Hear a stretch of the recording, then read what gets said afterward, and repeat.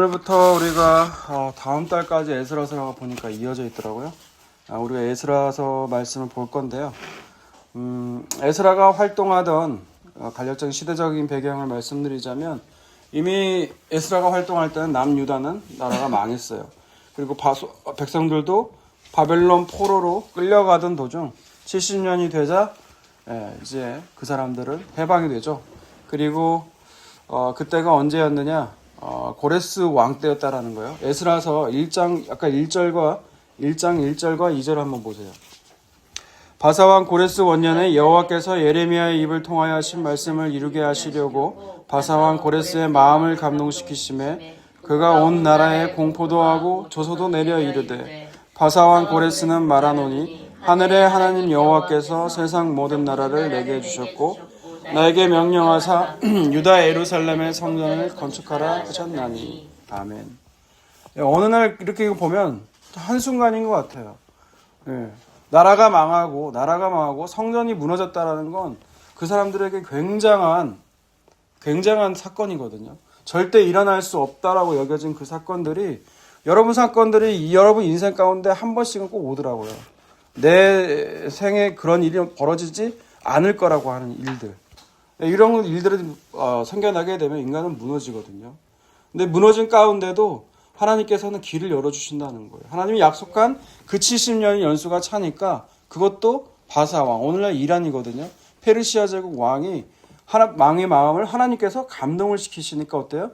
한순간 그 70년의 포로 생활이 끝이 나고 유다 땅으로 예루살렘으로 돌아갔더라는 거예요. 그래서 그 조서에 따라서 두 번에 걸쳐서 이제 남유다와 예루살렘으로 돌아가게 되는데요. 먼저 1차적으로는 수르바벨을 중심으로 한 5만 명의 유다인들이 돌아가게 돼요. 그게 1차 귀환이에요. 1차 귀환이 이루어지고 나서 그리고 성전을 짓고 나서 시간이 흐르게 되니까 이들은 어느새 그 바벨론 포로 생활에서 돌아왔던 오랜 포로 생활에서 돌아왔던 그 감격도 사라지면서 그 이방 민족들과 다시 결혼하게 되더라는 거예요. 그러니까 눈에 보암직도 하고 먹음직도 했던. 그러니까 자신들이 왜 나라가 망하고 바벨론 포로로 끌려왔는지 또 그것조차도 까먹은 거잖아요. 왜 남유다가 망하고 바벨론 포로에 끌려오게 돼요. 하나님과의 약속, 언약을 지키지 않아서 그러잖아요. 근데 이제 배부르게 되고 좀 번영하게 되니까 좀 살만하니까 까먹게 되더라는 거죠. 그때 활동했던 인물이 바로 에스라예요. 에스라는 2차 귀환 때 돌아오거든요. 느헤미야와 함께. 자, 그래서 오늘 본문은요. 어떤 얘기를 다루고 있냐면 바사왕 고레스의 조서로 성전 재건을 위해서 1차로 돌아온 그 바벨론 포로에 돌아온 사람들, 예루살렘으로 돌아온 사람들의 그 명단을 얘기하고 있어요. 먼저 2장 1절과 2절 한번 다시 한번 읽겠습니다. 옛적에 바벨론 왕 느부갓네살에게 사로잡혀 바벨론으로 갔던 자들의 자손들 중에서 노임을 받고 예루살렘과 유다 도로 돌아와 각기 각자의 성읍으로 돌아간 자, 곧 스룹바벨과 예수아와 느헤미야와 스라야와 느엘라야와 오르드게와 빌삿과 미스발과 비두웨와 르훔과 바하나 등과 함께 나온 이스라엘 백성의 영수가 이러하니. 네, 먼저 명단의 배경이 되는 것을 설명을 하고 있죠. 유다와 예루살렘으로 돌아온 사람들이 누구인지를 말하고 있어요. 남유다가 망하고 바벨론의 포로로 끌려가게 되고 그리고 예레미야 선지자가 말한 대로 70년이라는 연수가 차니까 바로 바사왕 고레스 왕의 조서로 이들은 성전 재건을 위해서 유다와 예루살렘으로 돌아가게 되죠. 그리고 2절에서 이제 지도자 명단을 소개하고 있는데 먼저 유다 총독으로 임명된 스룹바벨을 얘기하고 있고요. 이 사람이 인솔을 하고 있죠. 그리고 대제사장의 이름을 말하고 있어요. 그게 누구예요? 예수아. 네. 이게 대제사장이에요. 제사장이라고 소개했는데 대제사장이에요. 그 예수아는 여호수아니까 이름이 자꾸 에스라 내에서도 막 혼용될 거예요. 똑같은 이름이에요. 여호수아, 예수아, 예수 이름이 다 똑같은 거예요. 그리고 나오면 또 명단 중에 느헤미야가 나오죠. 이 느헤미야는 우리가 아는 그 총독 성벽을 재건했던 느헤미야가 아니에요. 그 사람은 나중에 후대 2차 귀환 때 나오거든요. 나중에 나오는 이름이고 또 명단의 이름 중에 여러분 익숙한 이름이 있죠. 모르드게. 네, 모르드게. 에스더에 나오는 모르드게인데 그 에스더에 나오는 역시 모르드게가 아니에요. 동명이인이에요. 여러분 뭐 그런 걸 좀 주의하면 보게 될 것 같고, 그 다음에 이어서 2절 끝에를 보니까 이제 바벨론에서 나온 그 이스라엘 일반 백성들을 소개하고 있다는 명단을, 그죠? 그게 3절에서 35절까지예요. 네, 3절에서 35절까지인데 좀 읽어볼까요? 시작. 바로스 자손이 2172명이요. 스바다 자손이 372명이요.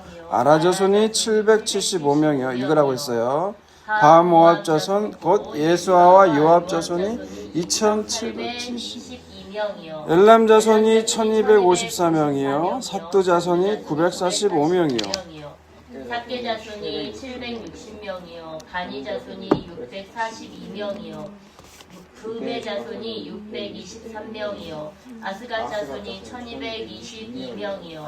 아도니감 자손이 666명이요. 비그웨 자손이 2056명이요. 아딘 자손이 454명이요. 아델 자손, 또 히스기야 자손이 98명이요. 데세 자손이 323명이요. 요라 자손이 112명이요. 하순 자손이 123명이요. 스발 자손이 95명이요. 네. 베들레헴 자손이 123명이요. 네, 그만하세요. 네.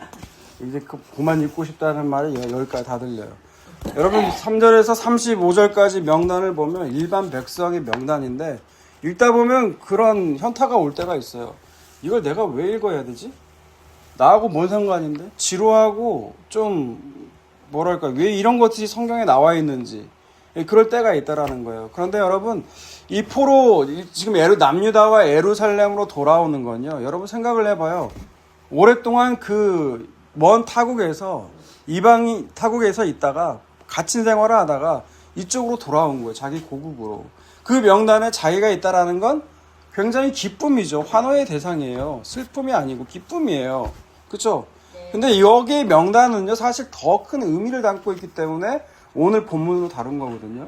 여러분 애굽이나 성경에서 애굽과 바벨론은 뭘 상징하냐면 세상을 상징해요. 그러니까 세상에서 나왔다라는 거죠. 그게 뭐예요? 구원이죠. 생명책에 기록된 사람들이라고 볼 수 있다라는 거예요. 여러분 생명책에 여러분의 이름이 기록되어 있으면 여러분 어때요? 그것만큼 굉장히 큰 기쁨이 어디 있어요? 예?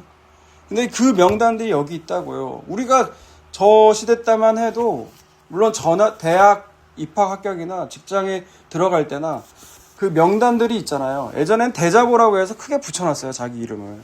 근데 거기에 자기 이름이 있다는 것을 보게 되면 어때요? 기쁘겠죠. 예, 여러분 기쁜 거예요 지금. 근데 특이한 게 하나 있어요. 지금 3절에서 35절까지 일반 백성의 명단이 나오고요. 36절 이하를 보게 되면 제사장과 레위의 명단이 나와요. 근데 여러분 우리도 그렇지만 유대인도 그 이스라엘도 똑같아요. 명예를 중요시하거든요. 그래서 먼저 나온 게 중요해요. 위치가 중요하다고요. 근데 제사장 레위보다 왜 일반 백성들의 명단을 소개하고 있냐는 거죠. 성경은 의도적이에요. 일부러 그렇게 한 거거든요. 왜 그럴까요? 왜요?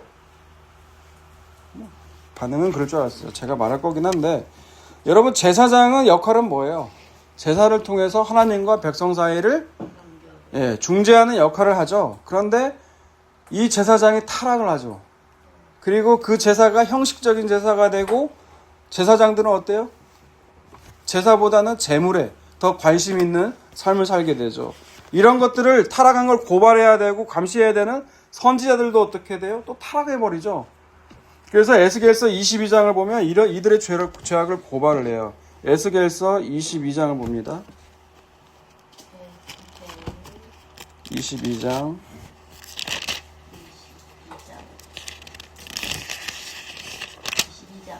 23절에서 25절을 먼저 볼까요?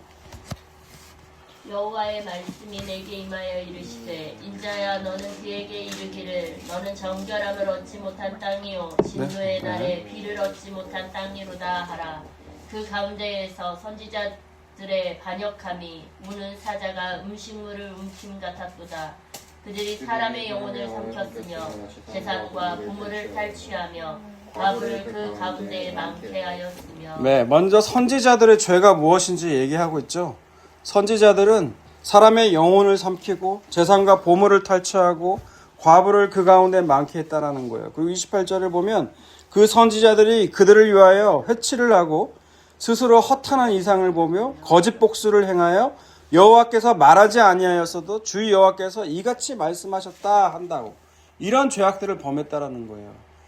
그러니까 자기 하나님의 말씀을 자기 유익에 맞게 이용했다라는 거죠.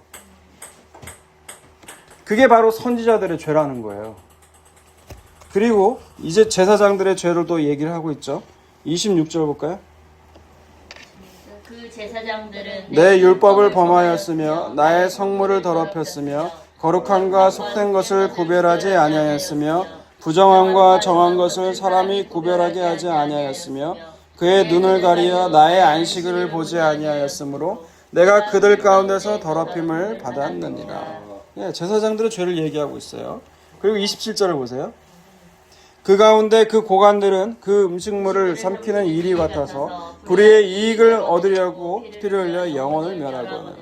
그러니까 쭉 얘기하면 선지자와 제사장들 그리고 지도자들의 죄악이 그렇게 많다라는 거예요. 그럼 일반 백성들은 죄가 없었냐? 29절 보세요. 그 선지자들이 그들 29절 이 땅 백성은 포악하고 강탈을 일삼고 가난하고 궁핍한 자를 압제하고 나그네를 부당하게 학대하였으므로 네, 일반 백성들도 힘이 있으면 그 힘을 이용해서 자기보다 못한 이들을 압제하고 괴롭혔다라는 거죠. 그래서 그 결과가 어떤 거예요? 30절과 31절. 이 땅을 위하여 성을 쌓으며 성 무너진 데를 막아서서 나로 하여금 멸하지 못하게 할 사람을 내가 그 가운데에서 찾다가 찾지 내가 못하였으므로 내 분노를 그들 위에 쏟으며 내 진노의 불로 그라여 그들 행위대로 그들 머리에 보응하였느니라. 주 여호와의 말씀이니라. 네, 그 결과로 나라가 망했다는 거예요. 결론이. 그래서 네.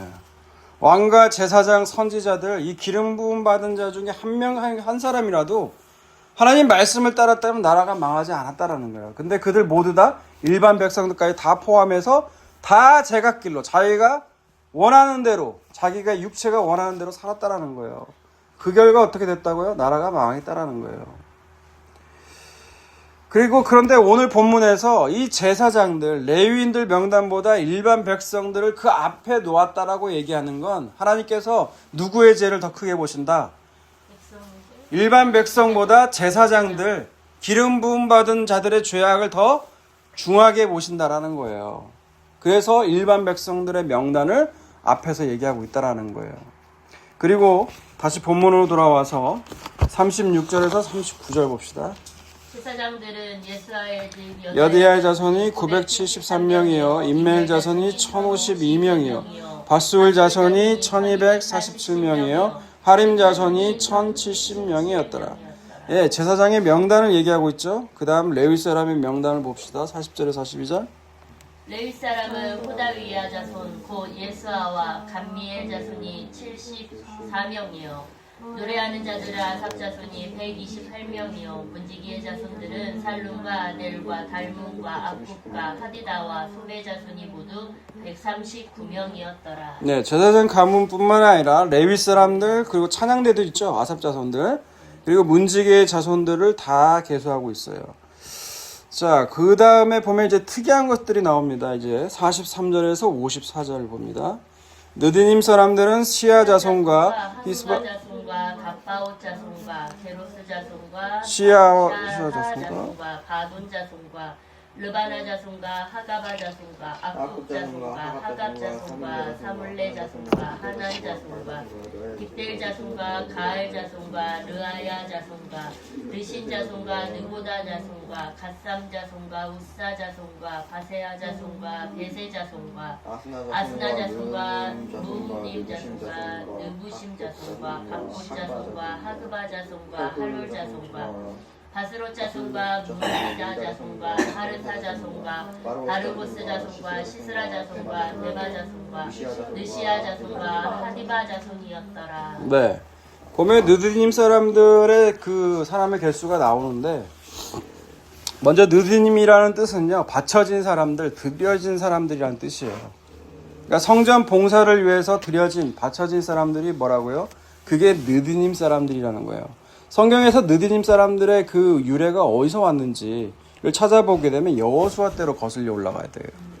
여호수아 때 가나안 정복 전쟁 당시에 여러분 기브온 주민이라고 기억나세요? 기브온 주민들이 있어요. 기브온 주민들은 여호수아가 여리고성과 아이성에서 행한 일들을 듣고 여호수아를 찾아와서 우리는 심히 먼 나라에서 왔다고 속여요. 여호수아를. 그리고 이들과 평화 조약을 맺거든요.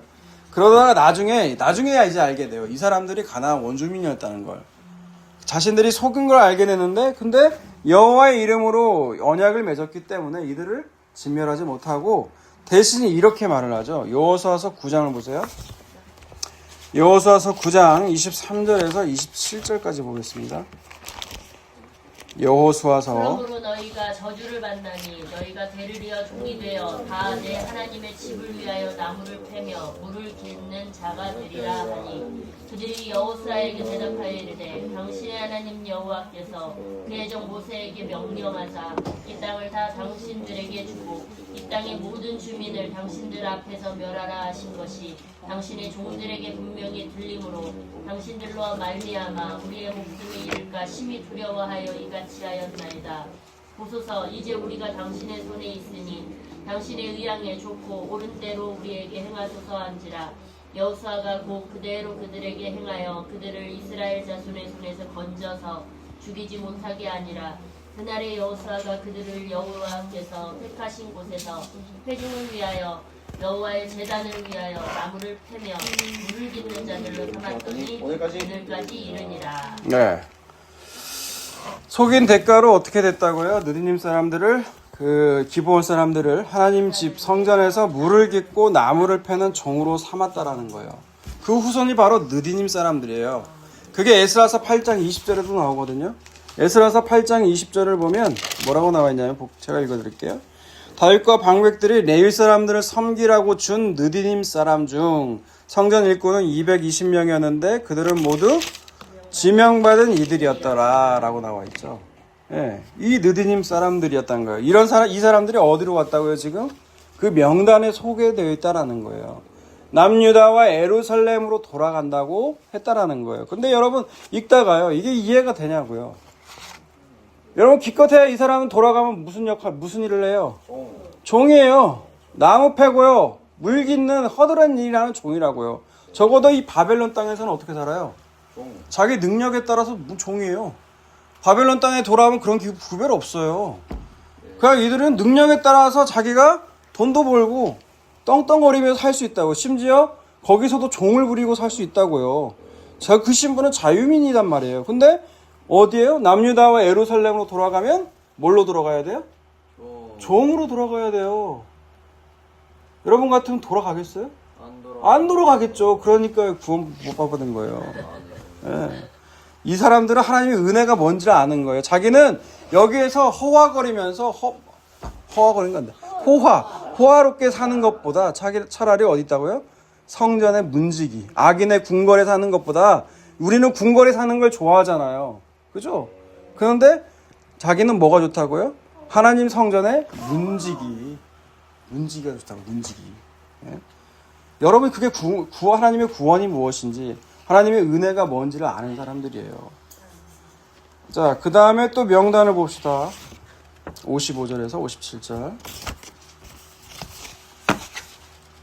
솔로몬의 신하의 자손은 소대 자손과 하소메렛 자손과 부르다 자손과 야알라 자손과 어디가 알라가 있네 싶어요. 십셀 자손과 스바디아 자손과 하딜 자손과 고게렛 하스바임 자손과 아미 자손이니 모든 느님 사람과 솔로몬의 신하의 자손이 392명이었더라. 눈 뜨고 잘 봐요. 알라 자손 없어요.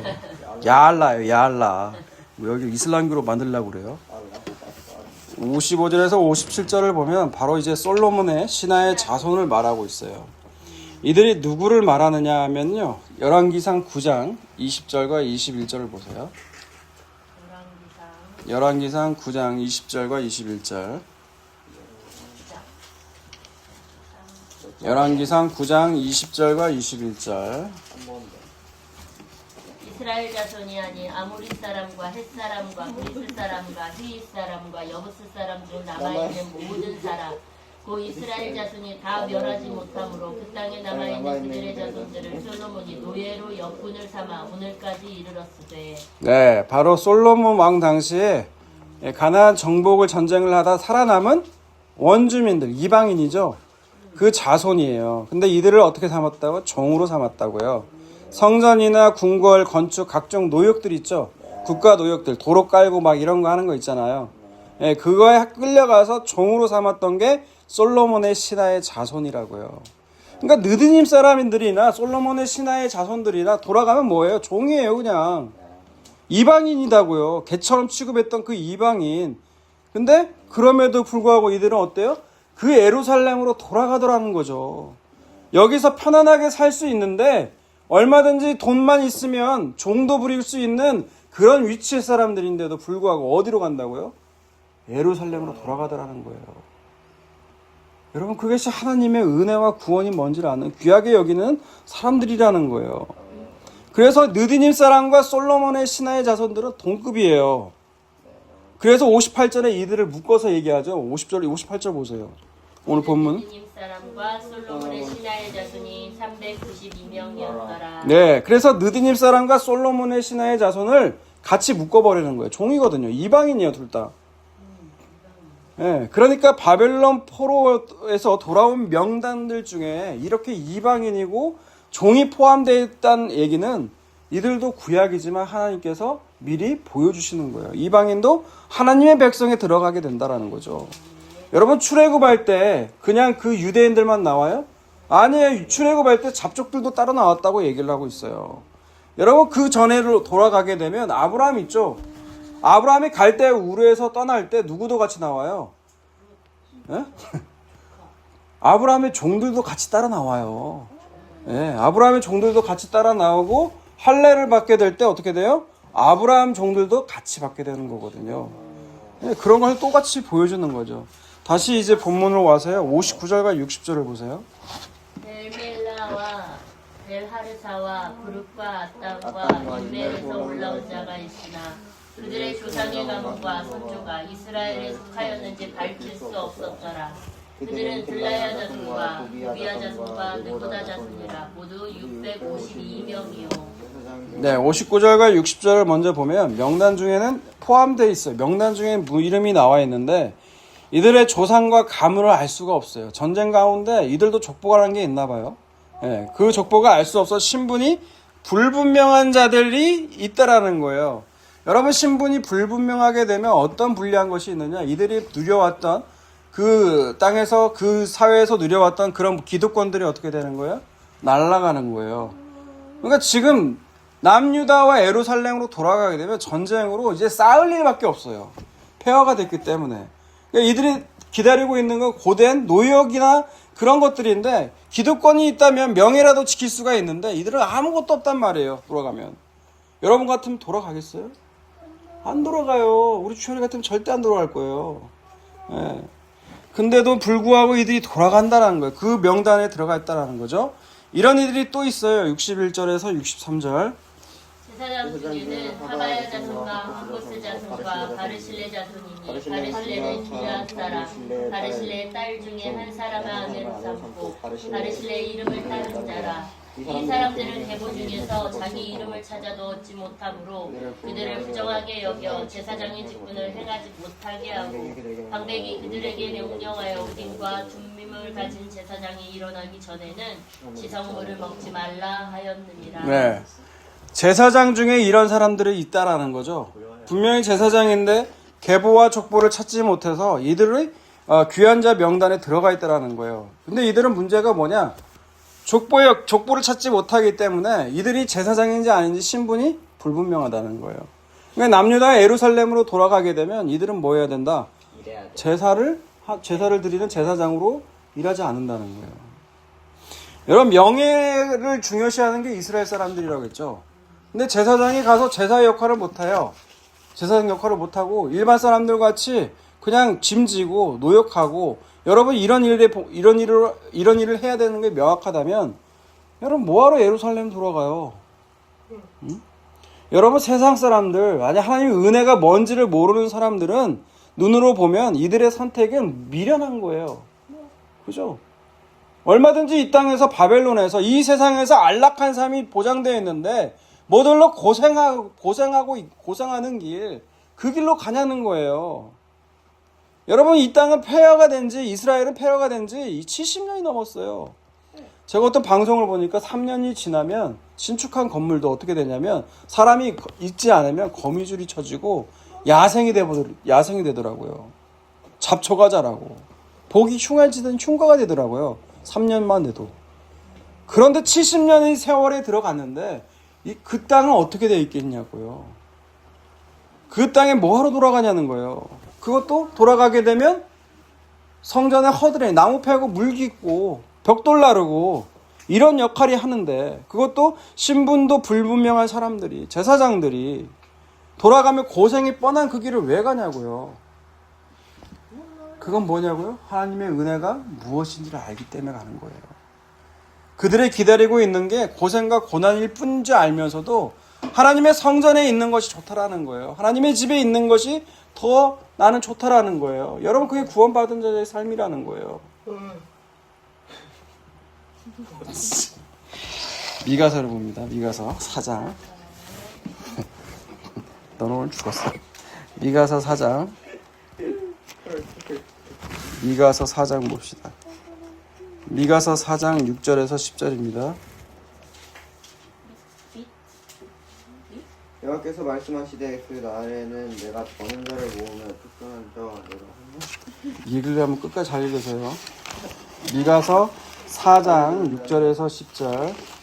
여호와께서 말씀하시되 그날에는 내가 저는 자를 모으며 특별한 자와 내가 환난 받게 한 자를 모아 발을 저는 자는 남은 백성이 되게 하며 멀리 쫓겨났던 자들이 강한 나라가 되게 하고 나 여호와가 시온산에서 이제부터 영원까지 그들을 다스리리라 하셨나니 너 양떼의 망대요 딸 시온의 산이여 이적 걷는 곧 딸 예루살렘의 나라가 네게로 돌아오리라.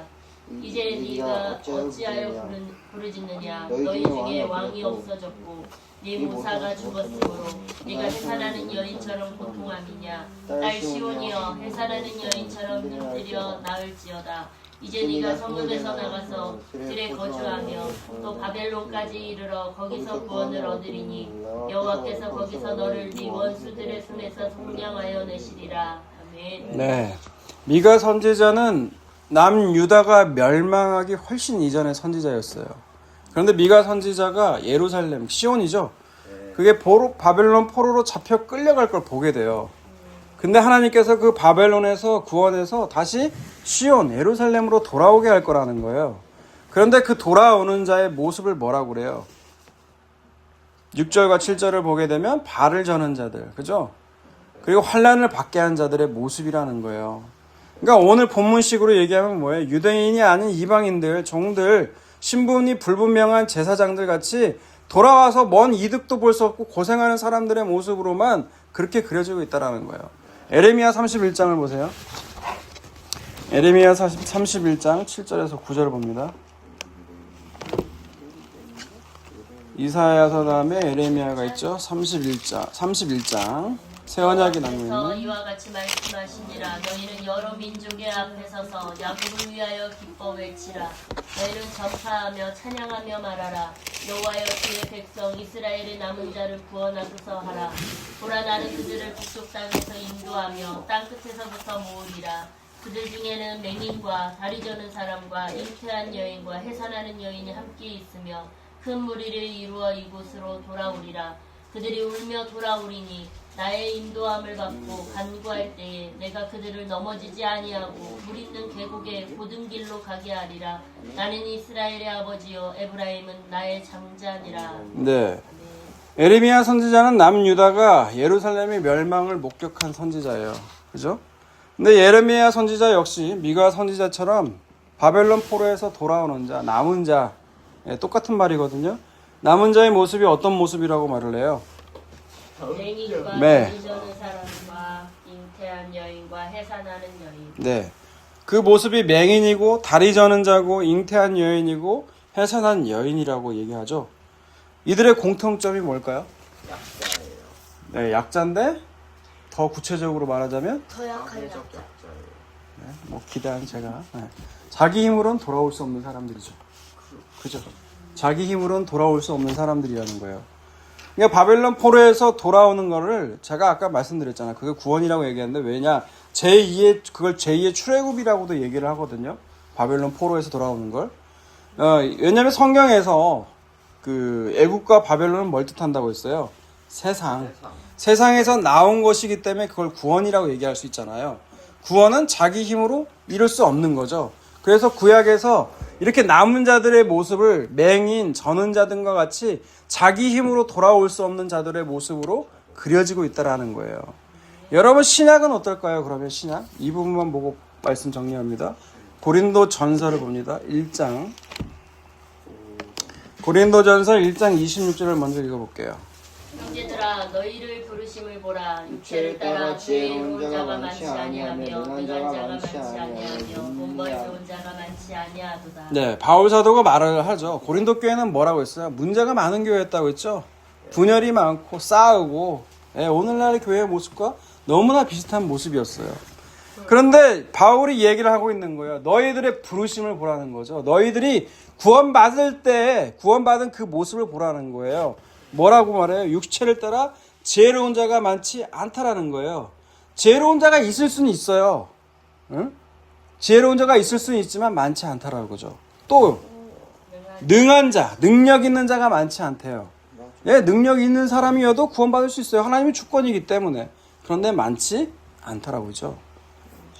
또 문벌 좋은 자가 많지 않다고. 문벌이 좋아도 구원받을 수 있어요. 그 외적인 것은 하나님의 구원에 아무 영향을 주지 않아요. 그런데 중요한 것보다 많지 않다라는 거예요. 왜 그럴까요? 여러분 이 세상에서 안락하고 편안한 삶이 보장돼 있으면 누구도 하나님을 안 찾아요. 그죠? 그런데 그런 삶을 보장돼 있는데도 오늘 명단에 보면 뭐예요? 뛰쳐나온 무리들이 있다라는 거예요. 그 무리들을 뭐라고 불러요? 성도라고 부르죠. 성도. 자, 그 다음에 봅시다. 27절부터 29절까지 쭉 있습니다. 그러나 하나님께서 세상의 미련한 것들을 택하사 지혜 있는 자들을 부끄럽게 하려 하시고 세상의 약한 것들을 택하사 강한 것들을 부끄럽게 하려 하시며 하나님께서 세상의 천한 것들과 멸시받는 것들과 없는 것들을 택하사 있는 것들을 폐하려 하시나니 이는 아무 육체도 하나님 앞에서 자랑하지 못하게 하려 하심이라. 네. 그런데 하나님께서는 어떤 걸 택한다고요? 누구를 택한다고? 세상에 미련한 것. 또요. 약한 것. 세상에 천한 것들, 멸시받는 것들을 택하더라는 거예요. 근데 여러분은 이 세상에 미련한 거, 약하고 천하고 멸시받는 거, 없는 것이 되고 싶으세요? 아니요. 반대죠, 여러분들은. 그죠? 우리들은 그 반대가 더 좋단 말이에요. 세상에서 존귀함 대접 받고, 그죠? 강한 자가 되고 싶고, 교회 와서 기도하는 것이 다 그런 것들이잖아요. 그런데 하나님은 어떤 걸 택한다고요? 세상에 미련하고 약하고 천하고 멸시받고 없는 것들을 택하신다고요. 근데 만약 여러분들이 그 반대의 것을 구한다면 하나님은 어떤 것들을 만들어 버리신다는 거예요? 네, 천하고 약하고 멸시받고 이런 모습들로 만든다는 거예요. 반대로 얘기하자면. 하나님께서 구원하시기로 작정된 이들이라면 그 상태가 어때야 된다고요? 미련하고 약하고 천시받고 없는 것들이 되어야 된다는 거예요. 오늘의 본문식으로 얘기하면 그 느디님 사람들, 솔로몬의 신하의 자손들, 맹인, 다리 저는 자, 잉태한 자, 해서는 여인처럼 하나님께서 그들을 불러 모으신다는 거죠. 왜요? 구원은 인간의 잘난과 행위에서 나온 게 아니에요. 그게 아무 육체도 하나님 앞에서 자랑치 못하게 하려고 하심이라는 뜻이에요. 그러니까 이 구원은 철저하게 하나님의 100% 의지예요. 하나님의 은혜라고요. 자, 그리고 마지막 30절과 31절을 읽습니다. 너희는 하나님으로부터 나서 그리스도 예수 안에 있고 예수는 하나님으로부터 나와서 우리에게 지혜와 의로움과 거룩함과 구원함이 되셨으니 기록된 바 자랑하는 자는 주 안에서 자랑하라 함과 같게 하려 함이라. 네. 오직 예수님만이 지혜고 의로움이고 거룩함이고 구원이 되신대요. 나의 인생에 예수님이 지혜와 의로움과 거룩함과 구원이 되시는 인생은 그 세상에 자기 자랑할 것이 없는 인생으로 만드시겠다는 거예요. 예수님만이 자랑이 된대요. 여러분 그런 삶을 원하세요? 아니요. 아멘. 그래서 네가 구원을 못 받는 거예요. 네, 솔직해서 좋아요. 예수님만이 자랑이 된다는 건 다른 거 자랑 못 되게 만든다는 거예요. 자랑 못 되는 인생은 어떤 인생이냐? 세상에서 무시받는 인생이에요. 여러분 무시받는 인생이 얼마나 힘든 줄 아세요? 네? 세상에서 무시받는 인생. 여러분 무시받고 싶으시냐고요? 아니요. 근데 예수님은 이 땅에서 무시받고 조롱받았어요. 그 삶으로 끌려간다고요. 예수님의 인생 가운데. 그래서 예수님만이 이 자랑되는 인생 만드신다는 거예요. 이거는 내가 원해서요? 원치 않아서요? 원치 않아요. 원치 않은데도 어떻게 돼요?